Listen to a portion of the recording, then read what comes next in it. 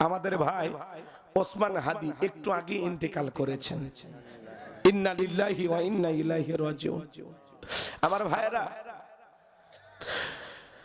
পবিত্র জুমাবারে আপনারা দেখেছেন কিভাবে প্রকাশ্যে তাকে গুলি করা হয়েছে। একেবারে কানের এই পাশ দিয়ে গুলি করা হয়েছে, আর এক পাশ ছিদ্র হয়ে গুলিটা বের হয়ে গেছে। এই গুলির খোসা তার মাথার ভিতরে আটকে ছিল। এদেশে অপারেশন করার জন্য ডাক্তার সাহস পায় নাই, এই জন্য তাকে বাধ্য হয়ে উন্নত চিকিৎসার জন্য সিঙ্গাপুরে নেওয়া হলো।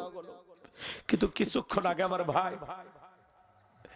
আল্লাহর ডাকে সারা দিয়ে আল্লাহর জিম্মায় চলে গেছে। আমার হাদি ভাইয়ের শাহাদতের পেয়ালা পান করার খুব স্বাদ ছিল। সে বলেছিল আমাদেরকে এইভাবে থামানো যাবে না, যতক্ষণ পর্যন্ত আমাদের গুলি না করা হবে ততক্ষণ পর্যন্ত আমাদেরকে থামানো যাবে না। আজকে আমার ভাই গুলি খেয়ে শাহাদত বরণ করলো। আল্লাহ ওসমান হাদি ভাইকে আপনি শাহাদতের উচ্চ মাকাম দান করুন, জোরে বলুন আমিন। সে বলতো 50 বছর বেঁচে থেকে কি করব, আমি রাজপথের লড়াকু সৈনিক, রাজপথে যদি আমার মৃত্যু হয় তাহলে মানুষ আমাকে মনে রাখবে, আমার মৃত্যুর মাধ্যমে যেন লক্ষ হাদির জন্ম হয়। এই জন্য বুকটা ফেটে যাচ্ছে, কথা বলার মতো অবস্থা নাই। চোখের সামনে এরকম তরতাজা একটা প্রাণ আমরা হারিয়ে ফেললাম। ওসমান হাদি ভাই বড় সাহসী, সত্যবাদী কণ্ঠ। ভারতের পরিকল্পনায়, বিগত ফ্যাসিস্ট জালেমদের পরিকল্পনায় খুব সূক্ষ্মভাবে কাছ থেকে বহুদিনের প্ল্যান তারা বাস্তবায়ন করে আমার ভাই ওসমান হাদিকে ওরা হত্যা করলো।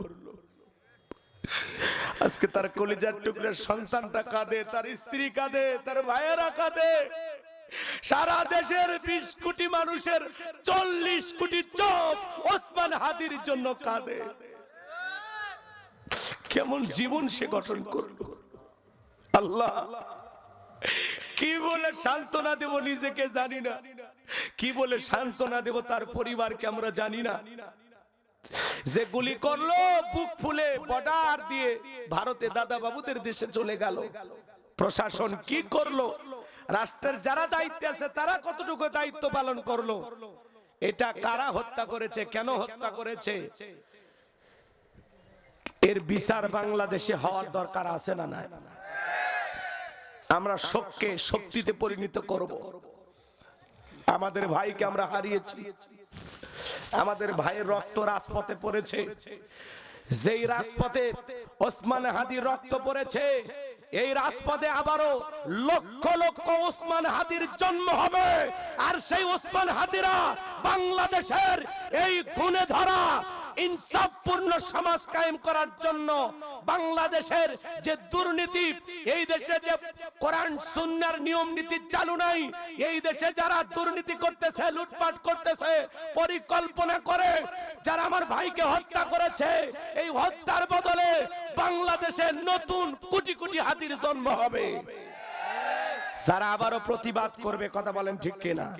যতদিন পর্যন্ত এই দেশে ইনসাফ কায়েম না হবে, ন্যায় বিচার কায়েম না হবে, মানুষের অধিকার প্রতিষ্ঠিত না হবে, ততদিন পর্যন্ত হাদিদের লড়াই চলবেই। কথা বলেন ঠিক কিনা?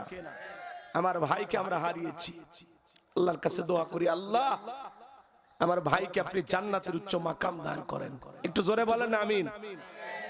ছেলেটা কি কোনো অপরাধ ছিল না, সত্য কথা বলতো। সে সব সময় বলতো যে ইনকিলাব জিন্দাবাদ, ইনকিলাব জিন্দাবাদ। আমরা এই দেশে আমরা ন্যায় বিচার কায়েম করব, ইনসাফ কায়েম করব, ইনসাফ। যে 54 বছরে আপনারা অনেক কিছু দেখেছেন, রাষ্ট্রের কেউ কিছুই পায় নাই। আগামীতে আমরা ক্ষমতায় গেলে ইনসাফ কায়েম করব। ওরা বুঝে ফেলেছে, পরিকল্পনা করে ছেলেটাকে হত্যা করেছে। কথা বলেন ঠিক কিনা? কারা হত্যা করেছে একদিন জাতির সামনে তাদের মুখোশ উন্মোচন হবে। আর যারা হত্যা করেছে মনে রাখবো, ওসমান হাদিকে যেভাবে হত্যা করেছো, মানুষ হত্যা করছো, একজন সাহসী কণ্ঠ যোদ্ধাকে হত্যা করেছো। আজকে যা দেখো, তার স্ত্রীর কান্না থামছে না, তার মা বাবার কান্না থামছে না, তার কলিজার টুকরা শিশু সন্তানের কান্না থামতেছে না। আজকে যেরকম তাকে হত্যা করে তার সন্তানকে এতিম করেছো, তার স্ত্রীকে বিধবা করেছো, ও খুনি ওই জালেমেরা মনে রাখবা একদিন কোন না কোন অবস্থায় তোমাকে এইভাবে হত্যা কেউ না কেউ করবে, তোর স্ত্রীকে কেউ বিধবা বানাবে। কথা ঠিক না? যারা হত্যা করছো পার পাইবা না, তোমাকেও কারো না কারো হাতে হত্যার শিকার হতেই হবে, 2 দিন আগে হোক আর পরে হোক। কথা বলে ঠিক কিনা? মনে রাখবা আল্লাহর বিচার দুনিয়াতে হবে, আল্লাহর বিচার আখেরাতে হবে। কথা বলে ঠিক কিনা? মানুষ মানুষ হত্যা করো, মানুষ হয়ে মানুষকে মারে যারা, এরা পশু, এরা জানোয়ার। কথা বলে ঠিক কিনা? যে হত্যা করেছো মনে করে না বাইসে গেছো, ভারতে থাকার যেখানে থাকো, কোনদিন আমরা শুনবো হয়তো বা মদ খাইয়া নিজের মাথায় নিজেই পিস্তল ঠেকায় মারা গেছে। কথা হচ্ছে না এরকম? আজকে কোটি কোটি মানুষকে কাদাইলা তোমরা, কিছুদিনের জন্য ভালো থাকতে পারবা, কোনদিন মাতলামি কইরা তোমার প্রতিপক্ষ তোমারে গুলি করে, যার ইশারায় কোটি টাকা পাইয়া হাতিরে হত্যা করলা, বিদায় করলা। যে কোটি টাকা দিয়ে তোরে লালন পালন করছে আর 1 কোটি টাকা খরচ করে তোমার এবার হত্যা করবে, যাতে তাদের নাম তোমরা না বলে দিতে পারো। নাটক সিনেমার ঘটনা কেউ হার মানায়, এই হাদি হত্যাকাণ্ডের ঘটনা। কথা বলে ঠিক কিনা? কে মারলো, কারা মারলো, এখনো সত্য উন্মোচন হয়নি। প্রশাসন নাকি সরিষার তেল দিয়ে ঘুমাইতেছে, আর আমাদের মুরব্বী চাচা ইউনুস সাহেবকে কি বলবো, বয়স হয়ে গেছে। চোখের সামনে একটা তরুতাজা প্রাণ আপনি হারাইলেন। যারা জুলাই যুদ্ধ করে নেতৃত্ব দিয়া আপনারে ক্ষমতার চেয়ারে বসাইলো, আজকে তাদেরই জানমালের নিরাপত্তা আপনি দিতে পারতেছেন না। আপনার খুব তাড়াতাড়ি পদত্যাগ করা উচিত। কথা বল না কেন? আর না হলে বিচার করে দেখান, ওই সমস্ত হত্যাকারীদেরকে ধরে গ্রেফতার করে দৃষ্টান্তমূলক শাস্তি দিয়ে দেখান, আপনি আপনার ঋণটা শোধ করে যান। কথা কন? যারা তোমারে ক্ষমতার চেয়ারে বসাইছে আজকে তাদের জীবনের নিরাপত্তা নাই, কোটি কোটি টাকা দিয়ে প্ল্যান করা হচ্ছে, এরপরে টার্গেট কি? কথা কন? হাসনাত আব্দুল্লাহ নিজে বলতেছে আমারও টার্গেট করা হচ্ছে, সার্জিস আলম এদেরকেও টার্গেট করা হচ্ছে। মনে রাখবেন বাজান, এই দেশে যারা এরকম জুলুম করতেছে, অত্যাচার করতেছে, এই জালেমদের জায়গায় পৃথিবীর ভূখণ্ডে হবে না। কথা বল ঠিক কিনা? একদিন সুদিন ফিরে আসবে ইনশাআল্লাহ। চলেন বাজান গো আমার, ব্যথা ভরা হৃদয় নিয়ে আমার কণ্ঠের সাথে কণ্ঠ মিলাইয়া সবাই একটু তিলাওয়াত করুন। ইন্না আ'তাইনাকাল কাউসার ফাসাল্লি লিরাব্বিকা ওয়ানহার ইন্না শানিয়াকা হুয়াল আবতার। আল্লাহু আকবার। যে কোন আয়াত বা সূরা তাফসীর করতে হলে কোন প্রেক্ষাপটে কোন সময় আল্লাহ তাআলা সেই আয়াতটি বা সূরাটি নাজিল করেছেন, সেই নাজিলের প্রেক্ষাপট জানার দরকার আছে না? আরবিতে বলা হয় শানে নজুল। যদি শানে নজুল আলোচনা করা হয় তাহলে তাফসীর বুঝতে সহজ হয়। তাহলে সূরা কাউসার আল্লাহর হাবিবের উপরে কোন প্রেক্ষাপটে কোন সময় নাজিল হয়েছে একটু জানার দরকার আছে। আমি কি বলবো নাকি ঘুমাইছেন বাজান? কষ্ট পাইছেন? আমার কথা কি বিরক্ত হইলেন? বিশ্বাস করেন বাজান, হৃদয়টা ফেটে যাচ্ছে। ওই হাদি কারো না কারো ভাই। কথা বলে খারাপ লাগতেছে না? তরুতাজা প্রাণ। অন্য নেতারা নির্বাচনে প্রচার করতে গেলে নিজের পকেটের টাকা খরচ হয়, আর এই ছেলেটা নির্বাচনে প্রচার করতে গিয়ে জনগণ টাকা দেয়। কয়েকদিনে নির্বাচনের প্রচার করতে গিয়া 21,24,000 টাকা পাইছে। 21,24,000 টাকা।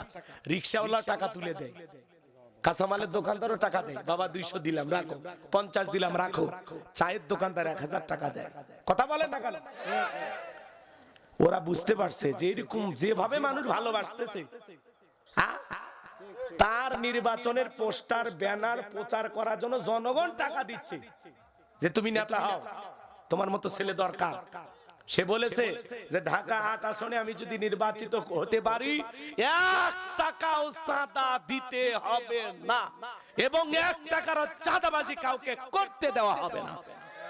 ঢাকার মতো জায়গায় চাঁদাবাজি যে বন্ধ করতে চায়, এই ছেলে বাইসে রাখি কেউ? কথা বোঝেননি? ঢাকায় চাঁদাবাজি কম না বেশি? এই জন্য বাজান, সৎ মানুষ এই দেশে শাসক হিসাবে এই দেশের শত্রু যারা, এরা বাঁচতে দিবে না। যেমন আমাদের শহীদ প্রেসিডেন্ট জিয়াউর রহমান সৎ মানুষ ছিলেন, ভালো শাসক ছিলেন, যার গুণগান এখনো গায়। কথা বলেন না কেন? এই মানুষটাকে বেশি দিন বাঁচতে দেয়নি। কথা বুঝতে পারতেছেন? অল্প সময়ের মধ্যে যারা দেশ বিদেশের সকল শাসকদের সাথে সুন্দর ব্যবহার করে পৃথিবীর মানুষের মন জয় করা শুরু করেছেন, তখনই আপনাদের এই প্রিয় সন্তান শহীদ প্রেসিডেন্ট জিয়াউর রহমানকে, যিনি এই দেশে সামরিক শাসক হয়েও এদেশে গণতন্ত্র ফিরাইছে, সব দলের মানুষকে রাজনীতি করার সুযোগ করে দিয়েছে, বঙ্গবন্ধু কন্যাকেও সুযোগ করে দিয়েছে। উনি আসতে দেরি, এই দেশে 15 দিন পার হয়নি, তার মধ্যেই শহীদ প্রেসিডেন্ট জিয়াউর রহমানকে জীবন দেওয়া লাগছে। কথা কি বুঝতে পারতেছেন? এগুলো একটু রাজনীতি হইলেও হোক, আপনারা মন খারাপ করলে আমার করার কিছু নাই, কারণ সমাজের বাস্তবতা তুলে ধরা লাগবে। আমার ভাই হাদির রক্ত বৃথা যেতে পারে না। আপনারা দেখেন এই সমাজে কি হয়, খালি একটু অপেক্ষা করেন, একটু অপেক্ষা করেন। এদেশে বহু লাশ নিয়ে রাজনীতি হয়েছে, কিন্তু হাদির মতো এরকম সাহসী সন্তান আর পাবেন না। তাদের ইনকিলাব জিন্দাবাদ মঞ্চের পক্ষ থেকে বলা হয়েছে যে হাদির হত্যাকারীদের বিচার না হওয়া পর্যন্ত তারা শাহবাগ আন্দোলন চালিয়ে যাবে, তারা ঘোষণা দিচ্ছে। দেখেন দেশে কি অস্থিরতা হয়। মানুষের রক্ত নিয়ে খেলা করবেন আর রাজনীতি করবেন আর গেম খেলবেন আর মানুষ তাকিয়ে দেখবে, এটা হবে না। যে খুন খারাপি শুরু হয়েছে পথে ঘাটে, মানুষের জানমালের কোনো নিরাপত্তা নাই। এই সমাজকে সুন্দর করতে হলে কি লাগবে, আজকের আলোচনা আমি সেটা আপনাদেরকে বোঝাবো ইনশাআল্লাহ।